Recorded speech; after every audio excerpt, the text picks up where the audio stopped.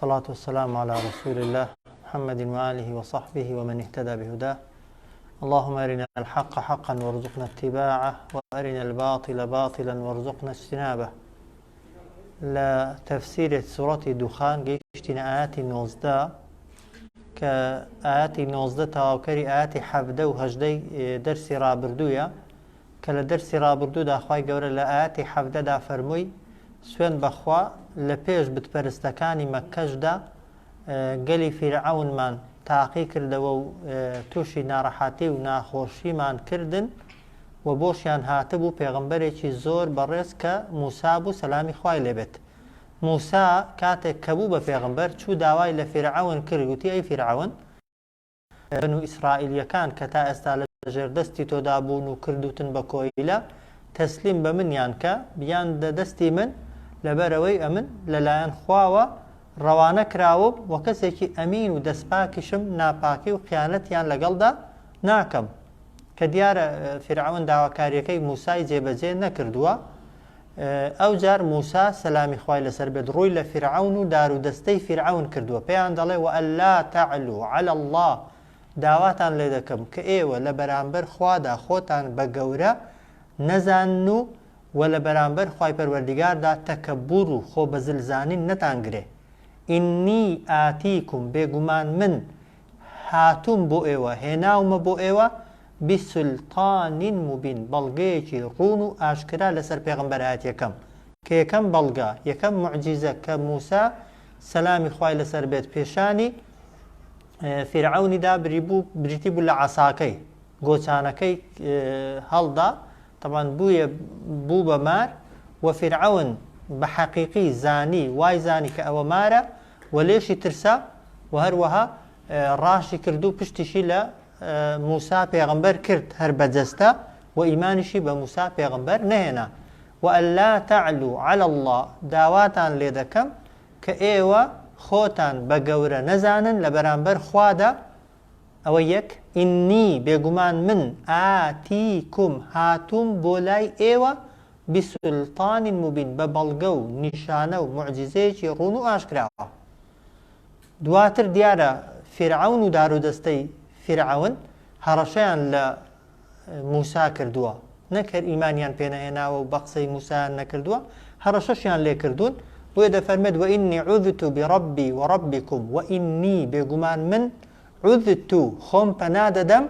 بەڵام بڕەبی بە پەروەردیگاری خۆم و وەڕەبیکم بە پەروەردیگاری ئێوە، ئەو پەروەردیگاری کە دەسەڵاتی بەسەر منیشدا هەیە پشتیوانیم لێ بکە و دەسەڵاتی بەسەر ئێوەشدا هەیە کە کۆتتان کا و نێڵێ دەستان بگا بە من ئەن تەرجمون لەوەی کە بەردبارانم بکەن. ئەنجا ئەو ئەن تەرجمونە لەوەی کە عولەما هەندێک دەفەرمون مەبەستی ئەوەیە بە قسەی سووک و جنێ و ڕوبەڕووم ببنەوە یان بە جەستە و لاشەم سزا بدەن یا ئەوەتە درێژم کەن و بەردم تێگرن هەتا ئەو کاتەی دەمرم، چونکە ڕەجم بە قسە فڕەدانیش دەگوترێ ڕەجم ڕەجمەن بالغەیب، یعنی قسەکردن لە شتی شتێک کە معلوماتت لەسەری نییە ئەوە ڕەجمە. بەڵام لێرە دیارە هەڕەشەکە هەڕەشەی کوشتن بووە. بۆیە دەفەرمێت وئینی بێگومان من عوذت بڕەبی خۆم پەنادا، نەک خۆم پەناش دەدەم بڕەبی بە پەروەردیگاری خۆم وەڕەبیکم و بە پەروەردیگاری ئێوە ئەن تەرجمون لەوەی کە ئێوە بتوانن بەردبارانی من کەن یا بە جنێ و توهمە و قسەی ناشرین ڕوبەڕووم ببنەوە و بتانەوێت سووکم کەن و لە ناوم ببن. لە هەموو حاڵەتەکاندا من خۆم خستۆتە پەنای خوا کە خۆشم خستە پەنای خوا، یعنی بێم نەدبن ستان پێ دەکرێت بیکەن و دڵنیام لەوەی کە هیچتان پێ ناکرێت، چونکە ئەڵڵا هەم خاوەنی منە هەم خاوەنی ئێوەشە. ئینسان بیەوێ یان نەیەوێت، چاک بی یا خراپ بی، ئەڵڵا خوا هەر دەسەڵاتی بەسەردا هەیە، ئیمانت پێ بێ یا ئیمانت پێ نەبێت. جا دەفەرمێت وئینی عوذت بڕەبی بێگومان من خۆم پەنادا بە پەروەردیگاری خۆم و بە پەروەردیگاری ئێوە ئەن تەرجمون لەوەی کە بتوانن بەردبارانی من کەن یا ئەزیەتی من بدەن یا ئازاری من بدەن. وئین لەم تؤمنوا لی، ئەگەر ئێوە هەر ئیمانیشم پێ ناهێنن، وئین لەم تؤمنوا لی ئەگەر ئێوە تا ئێستا قەرارتان وایە بڕتیارتان وایە ئیمان بە من نەهێنن، ئەوە کەیفی خۆتانە ئیمان دێنن یا ئیمان ناهێنن، بەڵام فاعتەزیلون واز لە من بێنن علاقەی منتان نەبێ با من دینداری خۆم بکەم با من بانگەوازی خۆم بکەم با من داوای خۆم بکەم کە بەبێ گومانیش تەبان موسا سەلامی خوای لێبێ ئەگەر فیرعەون ڕێیدابایە بە ئازادی داوە و بانگەوازی خۆی بکە موسا علاقەی فیرعەونی نەبوو حاڵین ئەو لە شوێنی خۆی بەخوا دەزانێ و بێ باوەڕە و کافرە موساش لەو لاوە پێغەمبەری خوایە و داوە و بانگەوازی دەکا پێغەمبەری ئێمە عەلەیهی سەڵات وەسەلام کاتی خۆی ئەگەر بتپەرستەکانی مەککە علاقەیان نەبا بە زۆر دەریان نەکردبا ناچاری ڕۆیشتنیان نەکردبا ئەگەر هەر ئەوە بەوەندەی وازیان هێنابایە کە پێغەمبەر صلی الله علیه وسلم دعوەی خۆی کات و ئەوانش بتپەرستی و کافریەتی خۆیان بکەن بەبێ گومانی ئەگەر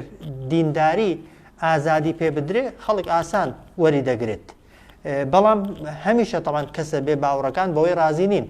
پێغەمبەران شوێن کەوتوانی پێغەمبەران بە ئازانی داعوە بکەن و بانگەوازی بکەن چونکە دەزانن ئەگەر خەڵک ببێتە بەندەی خوا و شوێن پێغەمبەران کەوێ نابێتە عەبد و کۆیلەی هیچ دەسەڵاتدارێک و هیچ خۆ بەخوا زانێکی سەرزەوی چونکە سەر خەڵکی سەرزەوی کە تۆیان دەوێت بۆ مەسلحاتی خۆیان ئەتۆیان دەوێت هەتا ئەو کاتەی ئەتۆیان دەوێت ئیشیان بەتۆیە کە ئیشیان پێنەمای بەرەڵات دەکەن بەس خوای گەورە ئێمەی دەوێت عەبدەکانی خۆی دەوێت تابیان خاتە باش دێ ئەو پەڕی مراعاتت دەکا هیچ ئیشێکیشی پێت نییە خوای پەروەردیگار بۆیە دەفەرمێت وئین لەم تؤمنوا لی ئەگەر ئێوە باوەڕ و ئیمانیشم پێ ناهێنن فاعتەزیلون ڕێگا بە من بدەن ڕێگام بە من بدەن واز لە من بێنن با من بانگەوازی خۆ و دینداری خۆ و خواپەرستی خۆم بکەم دیارە ڕازی بوون یا ڕازی نەبوون بێگومان ڕازی نەبوون دوای داعوەکردن و بانگەوازیکردنی چەندان ساڵە لەگەڵ فیرعەون و دار و دەستەکانی فیرعەون و خەڵکی میسر ئەو کاتە دڵنیا بووە موسا لەوەی کە نە فیرعەون ئیمان دێنێن نە شوێن کەوتوانیشی ئیمان دێنن بەڵکو هەمیشە لەبەر هەڵستکردنی دینەکەی موسادا دەبن لەو کاتەدا فەدەعا ڕەبەه موسا پارایەوە لە پەروەردیگاری نەک ڕۆژی یەکەم دەستی کردوێ بە دوعاکردنێ هەرچی هەوڵی خۆیە خستوویەتیە گەڕ بۆی خەڵک ببێتە ئیماندار دوای ئەوەی کە هەوڵەکانی سەری نەگرتووە یەقینی پەیدا کردووە کە خەڵک نابێتە ئیماندار ئەوجار دوعای لێ کردوون ها دەنا ئیشی پێغەمبەران دوعای خراپ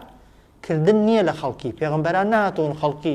لەناو ببەن و خەڵکی بۆ جەهەنەمێ بەڕێکەن هاتون خەڵکی لە جەهەنەم ڕزگارکەن لە ناخۆشیەکان بێنە دەرێ دوای ئەوەی کە لێرە باسی بەسەرهاتەکەی تێدانیها لە سوورەتی ئەعراف و سوورەتی تاها و قەسەس و ئەوانەدا بەسەرهاتەکەی بە درێژتر تێدا ئەو کاتێک کە ساحیرەکان کۆ دەکاتەوە فیرعەون لە بەرامبەر موسادا ڕایان دەگرێ دوای ئەوەی کە ساحیرەکانی فیرعەون سیحرەکەی خۆیان هەڵدەدەن و موساش سەلامی خوای لەسەر بێت موعجیزەکەی خۆی کە گۆچانەکەی هەڵدەدا موعجیزەکەی موسا هەموو سیحری ساحیرەکانی فیرعەون بەتاڵ دەکاتەوە ساحیرەکان کە دار و دەستەی فیرعەونن فیرعەون دڵی پێیان خۆش بووە دەزانن کە ئەوەی موسا موعجیزەیە سیحر نییە چونکە ئەگەر سیحر بە ساحیرەکان دایانزانی ساحر سیحری پێ لە ساحری ناکرێ حاڵین موسا سەلامی خوای لەسەر بێت گۆچانەکەی بە حەقیقی بوو بەمار بەڵام پەت و گوریسەکانی ئەوان تەنها لە پێشچاوی خەڵکی دەبوون بەمار دەنا ساحیرەکە بۆ خۆی دەیزانی ئەو پەتە بۆیە ساحر گاڵتەی لە خەڵکی دێتێ ها ساحرێک کە سیحری لە کەسێک دەکا خۆی تەنها چاوی کەسەکەی تێک دەدا چاوی کەسەکەی تێک دەدا لە پێش چاوی ساحرەکەی شتەکە هەر وەک خۆیەتی شتەکە هەر وەک خۆیەتی لە حەقیقەتدا شتەکە هیچ گۆڕانکاریکی بەسەردا نەهاتووە ئەوەی کە لە سیحردا گۆڕانکاری بەسەردادێ فێڵکردنە لە چاوی کەسی بەرامبەر تەنها کەسێک بنوونە شوشەی دەخوا لە پێش چاوی تۆ خۆ ساحرەکە دەزانێت ئەوە نەی خواردۆ هیچ نەبووە بەڵام چاوی تۆ وا لێ دەکا کە ئاوا بێتە پێش چاوت کەسێک ڕەش دەکرێت بە نمونە شکڵی دەگۆڕدرێت بە شکڵی شتێکی زۆر ناشیرین و قێزەون تەنها لەکن ئەو کەسەی کە سێحری لێ دەکرێت شکڵەکە گۆڕانکاری بەسەردادێ دەنا لە حەقیقەتدا کەسەکە هەر وەک خۆیەتی ها بینی ومانە ئێستا سیحری ڕەشکردن و خۆشەویستکردن کە لە زۆر خەڵکی کراون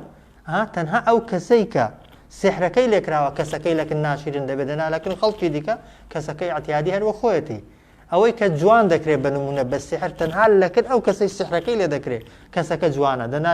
لەکن خودی کەسەکەش بە ئاوێنە تەماشای خۆی کا بۆ خۆی هەر وەک خۆیەتی هیچ گۆڕانکاریەکی بەسەردا نهاتوە جا ساحیرەکان کە زانیان ئەوەی موسای موعجیزەیە لە خواوەیە لە موساوە نییە یەکسەر گوتیان چی ئامەنا بڕەبی موسا و هاڕون گوتیان ئیمانمان هێنا بەخوای موسا و هاڕون کە ئیمانیان هێنا فیرعەون هەڕەشەی کوشتنی لێکردن تەمان گوتی هەڵتان دەواسم هەمووانتان دەست و لاقتان بەعکسەوە دەبڕم پاشان هەڵیشتان دەواسم بە لقە دارخورما بەرزەکانەوە بۆی خەڵک تەماشاتان کات و بێت پێتانەوە تەمبێ بێ فعلەنیش بەتەما بوویان لێ بکە کە زانیان فرعون دەیان کوژێت ئەو جار تەمان موسا سەلامی خوای لەسەر بێ دوعای لێکردن پارانەوە پاڕایەوە لە فرعون و دار و دەستەکەی فەرمووی چی فەدەعا ڕەبەهو پاڕایەوە لە پەروەردگاری فەرمووی چی ئەنە هائولائی بێگومان ئەو خەڵکانە فرعون و دار و دەستەکەی فرعون قەوم مجرمون گەلێکی تاوانبارن گەلێکی خراپەکارن فەدەعا پاڕایەوە چێ موسا لە چێ پاڕایەوە ڕەبەهو لە پەروەردگاری خۆی چی گوت فەرمووی ئەنە هائولائی بێگومان ئەو خەڵکە قەوم کەسانێکن مجرمون تاوانبارن داوات لێ دەکەم تەبەن دوعا مەحذوفەکەی تێ ینی بەنووسی نییە بەڵام یعنی داوات لێ دەکەم خوایە ئینتیقامیان لێ بستێنەوە تۆڵەیان لێ بستێنەوە فریامانکەوە ڕزگارمان کە خوای گەورەش وەحی بۆ موسا کرد پێی فەرموو فەئەسری بعیبادی فەئەسری یعنی بە شەو بڕۆ دەرێ لەگەڵ بەندەکانم فەئەسری یعنی بڕۆ دەرێ بعیبادی لەگەڵ بەندەکانم بەڵام لەیلەن بە شەو بۆی کەس نەتان بینێ بەڵام ئینەکم متەبعون دڵنیابن ئێوە خەڵک بەتواتان دەکەوێت فرعون و دار و دەستەکەی فرعون بەتواتان دادێن بۆی بتانگرن بۆی ڕزگارتان نەبێ بۆی بتان کوژن هەڕەشەکەی خۆیان جێبەجێکەن فەئەسری یعنی بڕۆ بعیبادی لەگەڵ بەندەکانی من ئەوانەی ئیمانیان هێناوە پێت بەڵام کەی بڕۆ لەیلەن بە شەو خوای گەورە نەیفەرموو لە ماڵی خۆت دانیشە خوای گەورە بخەوە خوای گەورە دێ لە ناو ماڵی خۆت دیفاعت لێ دەکات نا ئەوەی لە توانای خۆتدا هەیە دەبێت بەکاری بێنی وایە ئەو جار کە ئەوەی لە توانای خۆتدایە بەکارت هێنا دەبێت داوا لە خوای گەورە بکەی و ئەو کاتی خوای گەورە فریاد دەکەوێت فەئەسری بعیبادی یعنی بڕۆ دەرێ لەو شارە لەگەڵ بەندەکانی من بە شەو بەڵام بۆی نەتان بینن ئینەکم بێگومان بن متەبعون ئێوە خەڵک فرعون و دار و دەستەی فرعون بەدواتان متەبع یعنی ئێوە شوێنتان دەکەون بەدواتان دادێن واضحە کە بەدواتان دادێن جا لێرە بەس ئیشارەتە ها طبعا فعلا بە شەوێ هەرچی ئیمانی بە موسا هێنابوو هەم بەنو ئیسرائیلیەکان پێشووتر هەمیش ئەو ساحرانەی کە لە مەشهەدەکەدا ئیمانیان بە موسا هێنا لەگەڵ موسا پێغەمبەردا ڕۆیشتن فعلا کە دوورکەوتنەوە لە میسر طبعا فرعون هەستی کرد کە موسا لەگەڵ هەرچی لەگەڵیەتی ڕۆیشتووە بۆی خۆی و کۆمەڵێک سەربازی زۆری خستە دوای بۆ خۆشی ڕۆیشتووە طبعا بۆی قەناعەتی نەکردووە لەشکرێکی بدەرێ بۆ خۆشی ڕۆیشتووە بۆی دڵنیا بێت لەوەی کە عەمەلیەکەی نەخشەکەی تەواو جێبەجێ دەکرێت و بۆی دڵنیا بێت لەوەی موسای دەگرێت و ئەوەی لەگەڵ موساش دانا دەتوانێت تۆڵەیان لێ بستێنێتەوە بۆ خۆشی لەگەڵیان دەڕوە طبعا کە دوور دەکەونەوە و شوێن کەوتوانی موسا کە تازە ئیمانیان هێناوە دەزانن فرعون بەدوایانەوەی بە موسای دەڵێن چی دەڵێن ئەوە فرعون بەدوامانەوەیە ئێمەش بەرەو دەریا دەڕۆین یا دەبێ خۆمان بخەینە دەریاکەی بخین چێین حاڵین یان دەبێت لە کن دەریاکەی ڕاوەستین خۆ نە کەشتی و نە بەلەم و نەتارە هیچ وەسایلێک نە بۆ فریانکەوێ یان دەبێت لەوێ ڕاوەستین فرعون و دار و دەستەکەی فرعون یەک بێک بن هەمانمان بکوش لە ترسی مردنێ شەڵات بوون بەڵام موسا چی جوابدانەوە فەرمووی کەلا ئینە مەعی ڕەبی سەیەهدین فەرمووی نا خوا ئەمری پێکردم بڕۆمە دەرێ خوا کە ئەمری پێکردم بڕۆمە دەرێ یعنی نەخشەیەکی هەیە بۆ ڕزگارکردنی من بۆیە ناشتیوا نابێ خوام لەگەڵە و خوای گەورەش ڕێنمونیم دەکا تەمە نەشی دەزانی چی دەکا هاتە ئەو کاتی بەڵام ئیمانی بەچی هەبوو بەڵێنی خوای گەورە هەبوو بە وعدی خوای گەورە هەبوو بۆ هەموو کەسێکی ژوایە چەندە سیقە بە خوای هەبێ چەندە متمانەت بە خوای هەبێ خوای گەورە ئەوەندە ئیشت بۆ دەکا ئەو سوورا سوور دەیزانی ئەو شوێنەی بۆی دەڕوا بەحرە وایە و ئەوەی بەدوایەوەینی فرعون و دار و دەستەی فرعونن کە لە قیمەی دەسەڵات و توانادا بوون بەڵام دەزانێت دەسەڵاتی خوای لە ئێوان بەقووەترە دەسەڵاتی خوای لە ئەوان بەهێزترە ئەوان بەبێ دەسەڵاتی خوای هیچیان پێ ناکرێ بۆیە فەرمووی کەلا ئینە مەعی ڕەبی سەیەهدین وانییە فرعون ناتوانێت ئێمە بکوشێت چونکە ئێمە خوامان لەگەڵەوە خوش ڕێنمونیمان دەکا جا دەفەرمێت فەئەسری بعیبادی لەیلەن فەرمووی بڕۆ دەرێ لەگەڵ بەندەکانم بە شەو ئینەکم متەبعون بێگومان ئێوە بەدواتان دەکەون واترك البحر رهوا بلام واز لدرياك بينا بكراوي بوشكي جا ليرة ديسان تفاصيل كي تداني كدقنا كناري بحركي طبعا سرباز فرعون والسرباز كان فرعون جليان نزيكن لو كاتي دا خواهي قوري بيدا فرمي بكا قوتانكت لا آوكدا كقوتانكي لا آوكداوا طبعا رك دبيتا دوو بربەستی گەورە ڕێک بەگەوەی دیواریان لەبەر بێ ئاوێکی گەورە ڕێک لایەکی ئاوا دەڕوا لایەکەی دیکە ئەوە تەبەن ڕێک بەگەوەی دیوار لە بینی ئاوەکان بێ نێوانی دەریاکان تەبەن بێ ئاو دەبێ ئەمجار مفەسیرین دەفەرمون بایەکیش خوای گەورە دەینێرێ یعنی تەڕایەتیەکەش وشک دەکاتەوە چونکە هەم بەحر بنەکەی هەمووی لیتە و شتە ئەگەر پسیێناوی یەکسەر هەر لە لیتە و قوڕەکەیدا دەخینکەی دەبنە دەبێتە ڕێگایەکی وشک جا هەندێک لە مفەسیرین دەفەرمون 12 تیرەی لەگەڵ بووە موسا سەلامی خوای لەسەر بێت خوای گەورە 12 ڕێگای جیاوازیشی وەک 12 پردی جیاوازی بۆ لە ناو بەحرەکەدا دروست کردوون بۆی ئیزدعام و قەرەباڵغیش دروست نەبێ هەر یەکیان بە ڕێگای خۆیاندا بە هادیئی و بەبێ تەرسی بڕۆن هەر چۆنێکی بێ خوای گەورە بەحرەکە و دەریایەکەی کردە دوولەت موسا و ئەوەی کە لەگەڵ موسادا بوون پەڕینەوە کە پەڕینەوە خەریک بوو چی بکا موسا بۆ ئەوەی بۆندەی شکر بوون تەوان فرعون دەستی نەگاتێ بەس فرعون دەستی نەگە نێونەیان کوژێ بەس داواکاریەکەیان ئەوەندە بوو تەسەووری ئەویان نەدەکرد خوای گەورە فرعونیشیان بۆ بکوژێ فرعونیشیان بۆ لە ناو بووبا خەریک بوو گۆچانەکەی لە ئاوەکەی لە وشکایەکەی داتەوە بۆی بەحرەکە بێتەوە شوێنی وشکایەکەی و فرعون و جوندیەکانی فرعون پەچیان بکەوێ بەڵام خوای گەورە لەو کاتەدا پێی فەرموو وەترک البەحر واز بێنە لەو دەریایە لێی گەڕێ ڕەهون بەکراوەی بە وشکی ئینەهم بێگومان ئەوان جوندون سەربازانێکن مغرقون لەناو ئەو وشکایەدا دەبێ بخنکێندرن لەناو ئەو دەریایەدا خوای گەورە قەراری داوە بیان خنکێنێ وەترک البەحر ڕەهوا واز بێنە لەو دەریایە بە کراوەی و بە وشکی ئینەهم بێگومان ئەوان جوندون سەربازانێکن مغرقن خنکێندراون عنی بڕیاری خنکاندنیان بۆ دەرچووەجا کە دێنە ناوەڕاستی دەریاکە ئەو جار خوای گەورە پێ دەفەرمێ گۆچانەکەی لێدا کە گۆچانەکەی لێدەدا تەبان ڕێک دەریاکە تێکەڵ دەبنەوە و هەرچی سەربازی فرعون هەیە بە خۆشیەوە دەمرن تەمان لاشەی هەر هەمووشیان دەبێتە خۆراکی ئەو دەعبانەی کە لە ناو بەحردا هەنە تەنها لاشەی فرعون دێتە دەرێ بۆچی خوای گەورە دەیهێنێتە دەرێ بۆ ئەوەی خەڵک دواتر نەڵێن فرعون خوایە و وەختێکی دیکە دێتەوە کەس ئەو قەناعەتەی نەبێ بە مەیت لە دەرێ ئێستاشی لەگەڵ دابێ هەر ماوە مەیتەکەی و مۆمیا کراوە و مەیتەکەی نەرزیوە وەترک البەحر ڕەهوا واز بێنە لە دەریاکە بە وشکی و بەکراوەی بمێنێتەوە ئینەهم جوندون مغرقون بێگومان ئەوان سەربازانێکن بڕیاری خنکاندنیان بۆ دراوە و ئەوان دەبێت لەناو ئەو دەریادا بخنکێت جاتر خوای گەورە دەفەرمێتی کەم تەڕەکو من جەنات وعیون کەم یعنی زۆریان بەجێهێشت لە دوای خۆیان من جەنات لە باخ و باخات وعیون و لە سەرچاوەی ئاو کەم تەڕەکو زۆریان بەجێهێشت من جەنات من جەنات یعنی لە چەندان باخ و وعیون چەندان سەرچاوەی ئاو فعلا فرعون لەگەڵ دار و دەستەکەی فرعون کە خنکان هەموو دەسەڵاتدارەکانی لەگەڵ بوو هەموو ئەوانەی لەگەڵ بوو کە میسریان تەوان شوێنە باش و چاکەکانیان ها شوێنی قیبتیەکان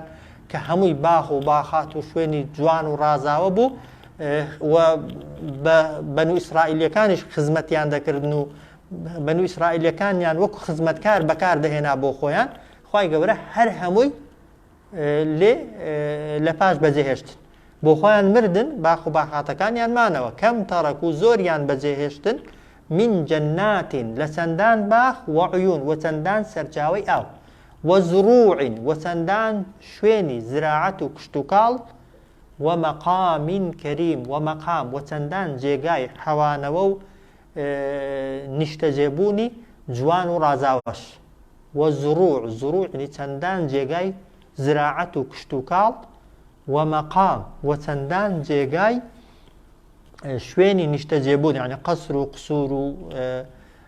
ئەو خان و ڤێلا و کۆشکانەی کە هەیەیان بوون کە هەمویان کەریم زۆر جوان و ڕازاوە و سەرنجڕاکێش بوون ونعمة وتندان نازو نعمة خوشيشيان لدواي خوان بجهشت ككانوا فيها أوان لنا أو خوشيان دا فاكهين جيانيان بريدا كردو خوشيان دا گوزراندو لناويان دا لخوشي دابو واضحة؟ أو هرشي للايك بو بدپرستكاني مكة كأيوش هرچند دا صلاة دار بن خاوني نازو نعمة الدنيا بن اگر كاتان هات خواهي قورا وكو فرعوني ايوه بقات فرعونيش بدا صلاة نين چون خواهي قورا دا صلاة إلا فرعون ستان دا وسزاي دا ايوش آوا سزاد دا للايشي ديكش مجده بو إيمان داران يعني أي إيمان دارينا اگر استا لاوازنو بهزنو بدا صلاة دلنيا بن روجيك دي خواهي قورا چون موساو اواني لقل موساي دابون سري خستن خواهي قورا ايوش سردخا كم تركوا من جنات وعيون زوريان بزيهشتن لدواي خويان لباخو سرچاوي آو وزروع ولا شويني كشتوكالو ومقام كوشكو تلاري شويني نشتجيبوني جوان ورازاوا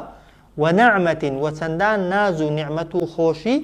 كانوا كالدنيا دا اوان فيها لنا او خوشيانا دا فاكهين دا گوزرانو خوشيان بردك جا خواه دا فرمت كذلك هربم شويا چون لمن ستاندنوا وأورثناها كردمانا ميرادگري اوان جينشيني اوان قوما آخرين كساني ديك بنو إسرائيلي تا او روجي خزمتكاري قبطيكان بون قبطيكان خزمتي خوانيان پیدا کردن بلام لو روجيوا خواي گورا قبطيكان كخوان بخواي مصر دزاني خواي گورا سروبني کردن لآو داخن كاندني چه هيز هنا جيوان بنو إسرائيليكاني كبيشتر بكويلة دزاندران خواهي قورا كشوين كوتي موسابون أو كاتا إيمانيان بموسى هنابو خواهي قورا خستن يجاقاي أوان كذلك هربم شوي يعني شون فرعون دارو دستكي فرعون ما لنا وبرد وأورثناها كردمانا جينشينو ميراد قري أوان قوما آخرين كساني ديكا كساني ديكا چيبون بنو إسرائيليكان بون جا خواهد فرمت فما بكت عليهم نقريا بسريان دا بسر فرعون دارو دستي كي فرعون دا السماء آسمان والأرض ونزويش وما كانوا منظرين وهيز مولتي جيشيان بي ندرا تاتو ببكنو پشيمان ببنو وجاري كي ديكا إيمان بموسى وبخواي موسى بينن چونك لقل غرق بوندا فرعون إيماني هنا أنا هناي كوتنا آوكي زاني دقن شيء وتي آمنت برب موسى امنش ايمانم هنا بس فرمي استا كاتي ايمان نيه مردن كجيشتا قرقراغت دست لدنيا شد كاتي توبه كردن وبشيمان بونه ونيه بيشتر لسر اواكش توبه كرد بايا خواي گوره د گونجا توبه كي لي ورگري پیش چونه نا اواكي توبه كرد بايا د گونجا خواي گوره توبه لي ورگري بلام لوينا فما بكت نگريان عليهم بسريان دا آسمان وزوي وما كانوا منظرين وهز مولتي كشيان بين درجه علماء دا فرمون آية آسمان وزوي دا قرين طبعا بيقومان لحديثي صحي في غنبر لهاتوا صلى الله عليه وسلم كي ابن عباس دا جيرته دا فرميت همو كسيكي إيمان دار درقاكي هي لآسمان كروجانا رزقت تيدا دي برياري رزقت لوي ودي وكردو تاكا كان يشد لو درقايا وبولاي خواي قوردتن كمردي أو درقايا دا دخره كدرجاك الداخل آسمان خدي آسمان بود دقري حديث صحي أو شويني كدرجاك يو كردو شاكا كاني توي روزانة تيدا تون بينا خوشة كتوم مردوي بنمونا أجر إيمان دار بي بود دقريه بلام أجر كسك إيمان دار نبي آسمان عبدي خواي پروردگاره حزي لنا بو خواي قبر رزقي شي بيدا بنير بو إنساني كافر بلام خوا رزقي كافر شرد دا بويك هیچ کردوەیەکی چاکیشی نین کەسی کافر تا بەو دەرگایە دابچن بۆیە بۆ کەسی کافر هیچ باکی نییە دەرگای کەسی کافر کە کەسە کافرەکە دەمرێت هیچ مشکلەی نین هیچ ناڕەحات نییە بەس بۆ کەسی ئیماندار کە دەمرێت و لە زەویش کوێ بۆ دەگرێ ئەو شوێنی سوزدەکەت شوێنی عەمەلە ساڵحەکانت ئەو شوێنەی سوزدەت لێ بردووە ئەو شوێنەی نوێژت لێ کردووە ئەو شوێنەی قورئانت تێدا خوێندووە ئەو شوێنەی دیکرت تێدا کردووە ئەو جێگای کە تێیدا کارێکی چاکەت کردووە ئەو شوێنانەی کە ڕۆژانە پێیدا ڕۆیشتووی بۆ مزگەوت بۆ عەمەلی ساڵح بۆ هەر کارێکی باشە زەویش بۆ دەگری کە ئەوە حەدیثی صەحیح لەسەرە گریانی ئاسمان و زەوی و مەخلوقات و دروستکراوەکان شتێکی حەقیقیە بە گریانێک دەگرین کە شایستەیە بە خۆیان و طبعاً خوای گەورە خۆی و مەخلوقاتەکانی دیکە هەستیان پێ دەکەن. ئەوە یەک وێندێکیش لە تەفسیرەکان دەفەرمون کە دەڵێ ئاسمانەکان بۆیان نەگریان، یعنی ئەهلی ئاسمان بۆیان نەگریان، یعنی مەلایکەتەکان بۆیان نەگریان. بۆ ئینسانی ئیماندار مەلایکەت خەفەتبار دەبن. بۆیە ژەها کە ئینسانێکی ئیماندار دەمرێ جگە لە مەلەکول مەوتی 500 مەلائکەتی دیکە لە بەڕێکردنی ڕوحەکەتدا بۆ ئاسمانەکان حازرن و ئامادەن و خەفەتیش دەخۆن لەوەی کە ئیماندارێک لەسەر دنیادا کۆچی کردووە و هەروەها هەمیشەش کەسی ئیماندار خەڵکی سەرزەوی پەرۆشێتی ها جاری وایە کەسەکە زۆر فەقیر و هەژاریشە بەڵام ئیماندارە و خوای گەورە وای کردووە مەحبوب و خۆشەویست بێ لەکەن خەڵکی هەڵک لەسەر زەوی بۆی دەگریێت جا هەر کامێکیان بێ هەردووکیان هەڕاستن بەڵام فیرعەون نە ئاسمان و نە خەڵکی ئاسمانیش پەرۆشیان نەبوو چونکە ستەمکار و دەسەڵاتدار بوو ئەوەشی لەگەڵی بوون و عەبدایەتیان بۆ دەکرد لە ناچاریدا عەبدایەتیان بۆ دەکرد نەک لە خۆشەویستیان و خەڵکی سەرزەویش کەس فیرعەونی خۆش نەدەویست و دار و دەستەی فیرعەونیشیان خۆش نەدەویست بۆیە نەزەوی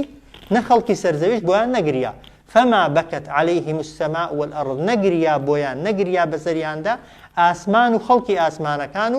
و هەروەها زەویش و خەڵکی زەویش وما كانوا منظرين وأوان هیچ مۆڵەتێکیشیان پێ نەدرا بێنەوە دنیا و تۆبە بکەن و پەشیمان ببنەوە.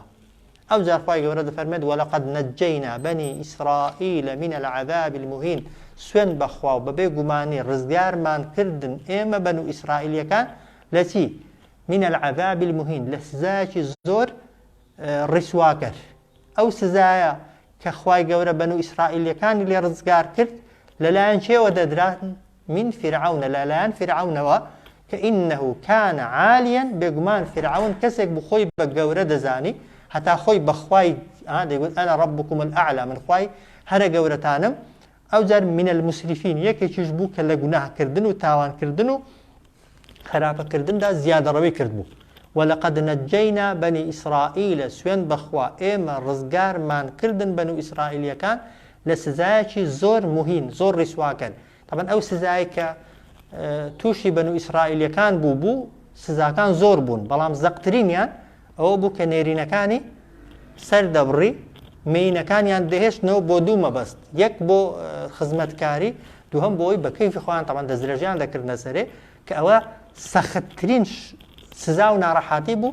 لەسەر بەنو ئیسرائیلیەکان لەلایەن فیرعەونەوە خوای گەورە ئەوەی لەسەر هەڵگرتن. ولقد نجينا بني إسرائيل سوين بخوا إما رزقار مان كردن بنو إسرائيل لسزايك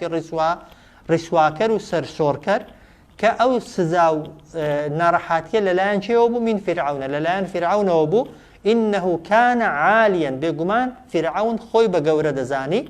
أو جار من المسرفين يكي تشبو لو كساني كزيادة روي كردبو لقنا كردن ده أو جار دفرمي ولقد اخترناهم سوين بخوا إما بنو إسرائيل يكان مان هل بجار دبون يا هەڵمان بژاردن على علم لە ڕووی زانیاریەوە على العالمین بەسەر هەموو خەڵکی سەردەمی خۆیاندا ها نەک تا هەتایە بەنو ئیسرائیلی لە هەموو خەڵکی باشتر بن لە سەردەمی خۆیاندا بەنو ئیسرائیلیەکان لە چاو خەڵکی دیکە هەڵبژاردە بوون. بۆچی هەڵبژاردە بوون؟ لەبەرەوەی پێغەمبەرانیان زۆرتر لە ناو هاتبوو ها موسا کە ئەو کاتە گەورەترینی پێغەمبەران بوو لەو سەردەمەیدا مرسەل بوو خوای گەورە لەناو بەنو ئیسرائیلیەکان ناردی گەورەترین دەسەڵاتداری سەرزەویش ئەو کاتە فیرعەون بوو خوای گەورە بەدەستی موسای طبعا لە ناوی برد و زۆرترین تاوان و خراپەکاری لە میسر و لەژێر دەسەڵاتی فیرعەوندا دەکرا لەسەر دەستی موسا ژێراوژوور و سەرۆبن کرا و ژمارەی پێغەمبەرانیش کە دوای موسا هاتن لەناو بەنو ئیسرائیلیەکاندا لە هەموو قەومەکان زیاتر بوون. بۆیە خوای گەورە بەنو ئیسرائیلیەکانی بەسەر خەڵکی سەردەمی خۆیاندا هەڵبژاردەبوون ها ولقد اخترناهم سوێن بەخوا ئێمە بەنو ئیسرائیلیەکانمان هەڵبژاردن على علم لە ڕووی زانیاریەوە لە ڕووی علم و زانیاریەوە على العالمین بەسەر خەڵکی ئەو سەردەمەدا و ئاتەیناهم پێشماندان من الآيات چەندان بەڵگە و نیشانە و ئاتەیناهم پێماندان بە بەنو ئیسرائیلیەکان من الآيات چەندان معجزە و بەڵگە و نیشانە لەسەر پێغەمبەرایەتی موسا و لەسەر ئەوەی کە خوا لەگەڵیانە و خوای گەورە فریان دەکەوێت هەندێک شتی سەرنجڕاکێشی کردووە بۆوان تەمان ئەوەی گۆچانەکەی موسا سەلامی خوای لەسەر بێت دواتر چەند جار لەگەڵ موسای چوون بۆ کێوی تۆر دیویانە چۆن موسا گفتوگۆ لەگەڵ خوای پەروەردگار دەکا خوای گەورە سحوفی نووسراوی بەنووسین لە ئاسمانەوە بۆ بەرداونەتەوە هەر بۆی قەناعەتکەن خوای گەورە حەفتا کەسی لێمراندن دوای ئەوەی کە بینینی خوای گەورە داوای بینینی خوای گەورەیان کرد دوای چەند ڕۆژێک بە دوعای موسای خوای گەورە حەفتا کەسەکەی زیندوو کردەوە هەر ڕێک بۆی زیندووکردنەوە دواتر لە بیابانێکی بوون تەوان گەرما خەریب و بیان سووتێنە خوای گەورە لە ئاسمانەوە هەوری لەسەر دروستکردن بە مدەتێکی زۆر خواردنیان لە ئاسمانەوە من نووسەلوایان بۆ دەهات خوای گەورە دواتر لەبەر خوای گەورە ئاوی بۆ هێنانە دەرێ چەندان معجزەی دیکەشی پیشاندان خوای گەورە بەڵام بەنو ئیسرائیلی هەر باش بوون یا خراپ بوون طبعا لەگەڵ ئەودا هەر خراپ بوون و ئاتەینا بەڵێ نافر ئەوەی في صالح پێغەمبەری ئێوان نییە و ئاتەیناهم من الآيات پێمان دابوون چەندان بەڵگە و نیشانە مافیهی کە هەبوو لەو نیشانانەدا بەلا یعنی تاقیکردنەوەیەکی ڕوون و ئاشکر وازحە تا ئێرە باسەکە باسی بەنو ئیسرائیلیەکانە ئەو جار خوای گەورە دێتە سەر باسی بتپەرستەکانی مەکە دەفەرمێت ئین هؤلاء بێگومان ئەوانە کە قەومی تۆن کە گەلی تۆن ئەی محەممەد صلی الله عليه وسلم لەیەقولون دەڵێن ليقولون بدڵنیاییە و بەیەقینیەوە دەڵێن چی ئین هي إلا موتتنا الأولى دەڵێن مردن تەنها مردنی یەکەم جارە وما نحن بمنشرين ئێمە کە مردین جارێکی دیکە زیندوو نابینە ئەو بتپەرستەکانی مەکە ئین هؤلاء ليقولون بێگومان ئەو خەڵکانە ئەو قەومانەی تۆ ئەو خەڵکی مەکە و شوێن کەوتوانی یعنی بەناو خزم و کەسی تۆ ليقولون دەڵێن چی إن هي يعني أوي تو ما هي يعني أوي تو باسي دكي إلا موتتنا الأولى تنها مردني يكم جارة وما نحن بمنشرين كمردين جاري كديك زندو نابينو طبعا نا عندك نامرين چونك مردن كزنات وانا إنكاري بكا بلا دانقود دمرين ماذا بلام كمردين زندو نابينو بو بيان وابو جيان تنها دنياو هرچی حزمان لێبێ دەیانگوت لەو دنیادا دەیکەین چونکە ئێمە کە بووینەوە بەێسقان و بەخۆڵ هیچ محاسبە و لێپرسینەوەیەکمان لەگەڵ ناکرێت جا دەیانگوتی فەئتوا بئابائینا دەیبێنن باب و باپیرانمان زیندووکەنەوە ئین کنتم صادقین ئەگەر ڕاست دەکەن زیندوو بوونەوە هەیە فەئتوا دەیبێنن بئابائینا باب و باپیرانی ئێمە ئین کنتم ئەگەر ئێوە صادقین ڕاست دەکەن لەوەی دەڵێن زیندوو بوونەوە هەیە بەڵام خوای گەورە تەمان ئەوەشی بۆ مرۆڤایەتی کردووە وایە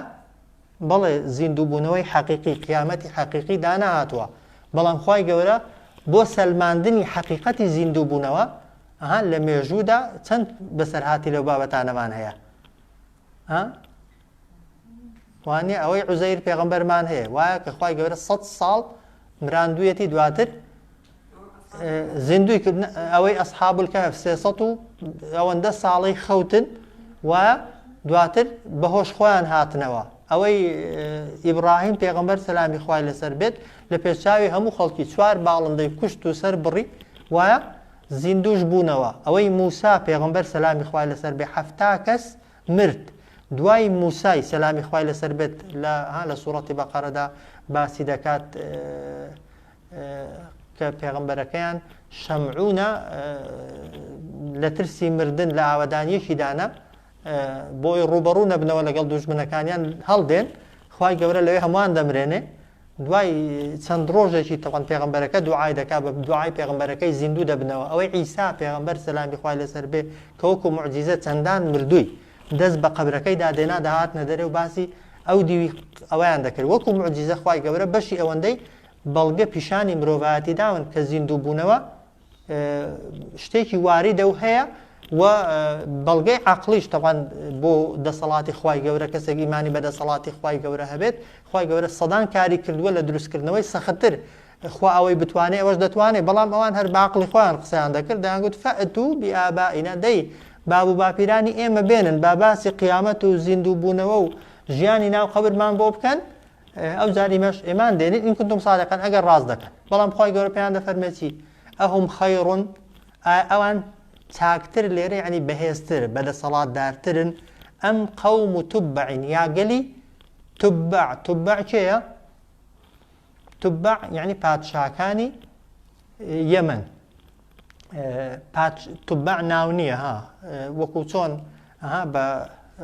کاتی خۆی بە فرعونیش ناو نییە ها ئێستا بە مەلیکەکانی مصر کات خۆی گوتراوە فرعونە فەراعینەکان وایە ئەوەی فارسەکان تەوانەها پێیان گوتراوە بە نمونە کیسرا یعنی پادشای فارسەکان بە نمونە ناو نییە ها بس ئەوەی ڕۆمەکان پێی گوتراوە قەیسەر ئەوەی حەبەشەی پێیان گوتراوە نەجاشی ئەوانە لەقەب بوون جا ئەو توبعە ناوی ئەسڵی خۆی دەڵێ ناوی ئەسعەدی کوڕی ئەبوو کەریب بووە 326 ساڵ ژیاوە یان دەڵێن بەس مەلیک بووە 326 ساڵ تەنها دەسەڵاتی هەبووە تەبەن دەسەڵاتەکەشی زۆر فراوان بووە ینی بەشێکی زۆری سەرزەوی ئەو کاتی سەمەرقەند و حیڕە و دیمەشق و هەموو لە ژێردەستیدا بوون دواتر گەیشتۆتە مەدینەی تەبان کە دەگاتە مەدینەی لەوێ قەتڵ و عام و کوشتارێکی زۆر دەکا دەڵێن دوو کەسی عالمی لەگەڵ بووە پێیان گوتووە ئەو شاری مەدینەیە شاری پێغەمبەری ئاخر زەمانە بەو قسەی تەوان دڵی نەرم بۆوازی لەوان هێناوە ئەو جار بەرەو مەکەی چووە کە گەیشتۆتە مەکەی ویستوێتی کەعبەی بڕوخێنێ دیسان لەوێ هەر ئەو زانایانە فریای دەکەون دەڵێن ئەوە ماڵێکە ئیبراهیم دروستی کردووە وە پێغەمبەری کۆتایش لێرە لەدایک دەبێ دەڵێن ڕێک تەوان واز لە ڕووخاندنی کەعبەی دێنێ و لەوێ ئیمان دێنێ ئەو توبعەکە ناوەی لەقەبەکەی ئەو مەلیکە ئەو ئەسعەدە کە تەوان یەکێک بووە لە مەلیکە هەرە دەسەڵاتدارەکان کە دێتەوە یەمەن تەوان هەرچیش خەڵکی لە ژێر دەستیدایە هەمووی دەبن بە ئیماندار هەتا ئەو کاتەی ئەوە دەمرێ بۆ خۆی کە دەمرێ تەوان تا ئەو کاتەی ئەو مەلیکە لە ناویاندایە دەبنە ئیماندار وەخوای گەورەش هەرچی ناز و نیعمەت و خۆشی دنیای هەیە بەسەریدا کردوونەتەوە کە مەلیکەکە دەمرێ خەڵکەکە هەڵدەگەڕێنەوە بۆ پێغەمبەر دەفەرمێ صلی الله عليه وسلم جنێو بە توبع مەدەن توبع ئیماندار بۆ خۆی بەڵام قەومەکەی خراپ بوون لێرەش خوای گەورە دەفەرمێ قەوم و توبع خوای گەورە باسی خراپەی توبعەکەی ناکە باسی خراپەی قەومی توبع دەکا جا هەتا دەڵێن گوتوێتی ئەگەر بمێنم تا پێغەمبەری ئاخر زەمان دێ تەمان 700 ساڵ پێش پێغەمبەری ئێمە 700 ساڵ پێش پێغەمبەری ئێمە تەمان ئەو مەلیکە هەبووە و تێتی ئەگەر بمێنم پێی وابووە لەبەرەوەی ئەو خەڵکی ئەو کاتی زۆر ژیاوە تێتی ئیمان بە پێغەمبەری کۆتایش دێن و پشتیوانیشی لێ دەکەم جا ئەو خەڵک توبعە ئەو مەلیکانەی یەمەن لە قیمەی دەسەڵات و توانادا بوون بەڵام خوای گەورە کە غەزەبی لێگرتن و ویستی تۆڵەیان لێ بکاتەوە لە بەرامبەر غەزەب و خەشم و قینی خوای پەروەردیگاردا نەیانتوانی چرکەیەک خۆیان بگرن خوای گەورە بە بتپەرستەکانی مەککە دەڵێ ئەگەر قەومی توبع لە بەرامبەر خەشم و قینی خوادا خۆیان پێڕانەگرا ئێوە خۆتان پێڕادەگیرێ ئەهم خەیڕون ئەوان بەهێزتر و بەدەسەڵاتدارترن ئەم قەوم و توبعین یان خەڵکی ژێردەسەڵاتی مەلیکەکانی یەمەن والذین من قبلهم یان ئەوانەشی کە لە پێش ئەواندا بوون قەومی عاد و ثەمود و ئەوانە خوا دەفەرمێ ئەهلەکناهم ئێمە ئەوانمان هەمووی لەناو برد کەسیش بەرگری پێکرا بێگومان نەخێر ئینەهم کانوا مجرمین بێگومان ئەوان هەموویان تاوانبار بوون کە تاوانبار بوون خوا سزایدان هەرچی وەکو ئەوانیش تاوانبار بێ یعنی خوا قەراری داوە سزایاندا ئەهم خەیڕون ئەم قەوم و توبعین ئەوان بەهێزتر و بەدەسەڵاتدارترن یان شوێنکەوتوانی توبع شوێنکەوتوانی مەلیکەکانی یەمەن والذین من قبلهم یان ئەوانەی کە لە پێش ئەواندا بوون ئەوانە قەومی عاد و ثەمود و ئەوانە ئەهلەکناهم خوا دەفەرمێ ئێمە ئەوانمان هەمویان لەناوبرد لەبەر چیش لەناومان بردن ئینەهم کانوا مجرمین لەبەر ئەوەی ئەوان تاوانبار بوون یعنی هەرچی تاوانبار بێ قابیلی ئەوەی لە دنیادا خوای گەورە بە جۆرێک لە جۆرەکان سزایدا کە سزاشیدا کەس بەرگری پێ ناکرێت پاشان دەفەرمێت وما خلقنا السماوات والأرض وما بينهما لاعبين دروستمان نەکردوون ئێمە ئاسمانەکان و زەوی وما بينهما ئەوەشی کە لە نێوانی ئاسمانەکان و زەویدایە لاعبین یعنی بەبێ هودە و بەگاڵتە و بۆ گاڵتە و گەپ و بەبێ مەبەست وما خلقنا السماوات والأرض دروستمان نەکردوون ئاسمانەکان و زەوی ئەوەشی کە لێوان نێوانی ئاسمانەکان و زەویدایە لاعبین یعنی بە هەوەنتە بەگاڵتە و گەپ یعنی بە کەیفی خۆیان بێن و بڕۆن و هیچ لێپرسینەوە و محاسەبەیەک لە کۆتاییدا نەبێ بەعکسەوە خوای گەورە ئاسمانەکان و زەوی ئەوەشی کە لە نێوانی ئاسمانەکان و زەویدا هەیە خوای گەورە کە خەڵقی کردوون هەمووی بۆ خزمەتی مرۆڤایەتی دروست کردوون مرۆڤایەتیشی بۆ چ دروست کردووە بۆی خوای گەورە بپەرستن و بەندایەتی بۆ خوای گەورە بکەن. ما خەلەقناهما إلا بالحق. خوا دەفەرمێ ئێمە ئاسمانەکان و زەویمان دروست نەکردوون تەنها بەڕاستین بەڕاست نەبێ ولكن أكثرهم لا يعلمون. بەڵام زۆرینەیان ئەو حەقیقەت و ڕاستیە نازانن. ما خەلەقناهما ئێمە دروستمان نەکردوون ئاسمانەکان و زەوی إلا بالحق کە دروستمان کردوون بحق يعني ببريارێکی ڕاست و بۆ کارێکی ڕاستیش دروستمان کردوون. واضحە کارە ڕاستەکە چیە؟ بریتێ لە عەبدایەتیکردنی خوای پەروەردگار. ئیشی ئینسان لەسەر زەویدا عەبدایەتیکردنە بۆ خوای گەورە ولكن أكثرهم بەڵام زۆرینەی زۆری بتپەرستەکانی مەککە و خەڵکی تاوانبار و خراپەکان لا يعلمون لەو ڕاستیە تێناگەن. صلى الله على سيدنا محمد وعلى آله وصحبه أجمعين.